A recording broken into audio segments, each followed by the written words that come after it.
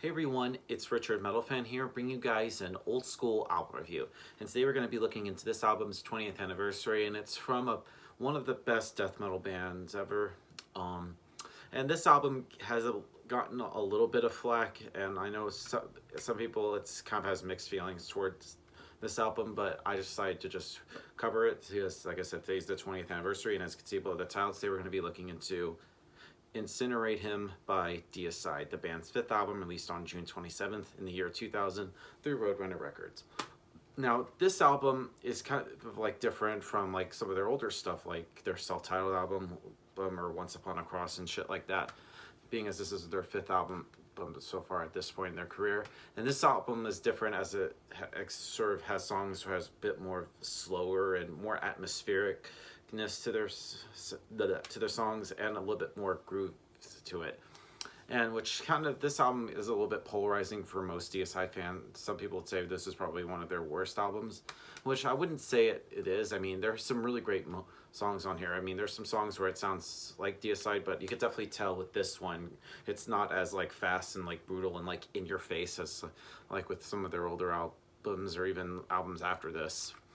Just like vocally on this album, Glenn Benton, like I feel like when I heard this album, the full listen of it, like his vocals sound a lot more like clearer. Like you could definitely tell like with it, he does like all the growls. I especially love how he does like the layered growls has like the lowers and stuff, like more higher shrieky stuff.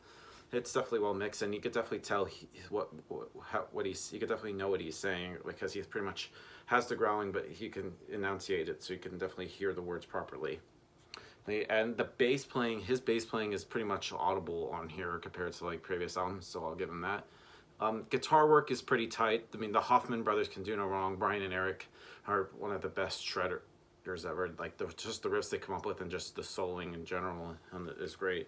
And drumming live, Steve Asham pretty much holds a steady beat with this album. Doesn't go too fast, but I mean, there's some blast beats and shit on this album.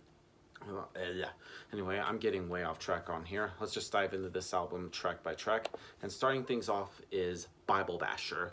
Now, this song is just loaded with just blast beats, of course, of Steve Asham, and just some really good guitar riffs that'll make you just bang your head and grab your throat. And this is pretty much one of my favorite Deicide songs, and it's pretty much been a staple into their set list because I don't think any other songs from this album have been played live after this, except for, I believe, Bible Basher. Moving on to the next song on the album, which is called Forever Hate You, which the drumming on here is just relentless for like the first 20 seconds, and Glenn's vocals are pretty clear on here, and then it sort of like goes a little bit mid-pace in here, where it's just in your face for like 20 seconds, and then it just goes mid-pace. It's mid-pace for a little bit, then there's a part where it just goes in your face, and then sort of like takes it down a notch. Pretty interesting song. Standing in the Flames, just the riffs on here are just really just chugging, and some of the most brutal sounding vocals from Glenn, and this drumming here is sick, and the solo, like I said, the riffs here are just fucking amazing. Moving on to Remnant of a Hopeless Path, which just keeps a very straightforward beat, and it just doesn't go too fast. Has some good riffs in here, and Glenn vocals on this track sound pretty sick. The Gift That Keeps On Giving, which is a pretty weird title for Deicide. It kind of sounds very just happy and just like positive, like I don't know, it just sounds like a weird song title. But anyway, the song itself has a very pretty grooving riff and some sick blast beats then come in, and it slows down a little bit in tempo when the vocals appear, and sort of making it a very mid-paced song, and then it sort of picks up a little bit afterward. That pretty interesting song.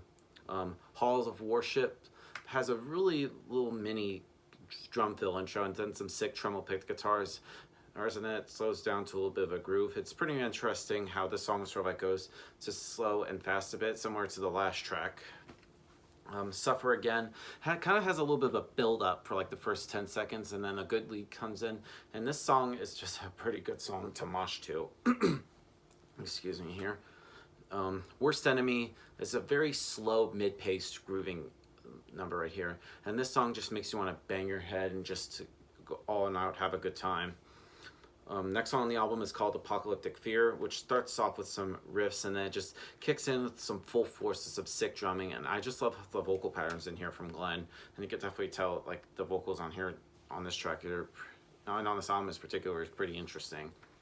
And then we go into the last song on the album, which is Refusal of Penance, which is an interesting way to end this album. And it has a good lead from one of the Hoffman brothers, and it ends with some weird like sample of some like fires and some hell sounding shit, which just even imagine, just having like you can even picture it in your head.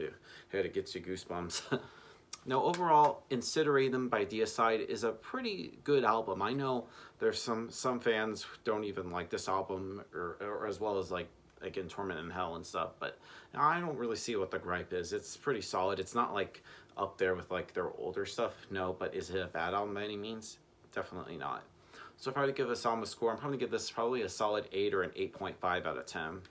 So yeah, that's my review of Insineratehymn by Deicide, guys. Let me know in the comments what you guys think about the album, and I'll see you all in the next video. And as always, keep it metal.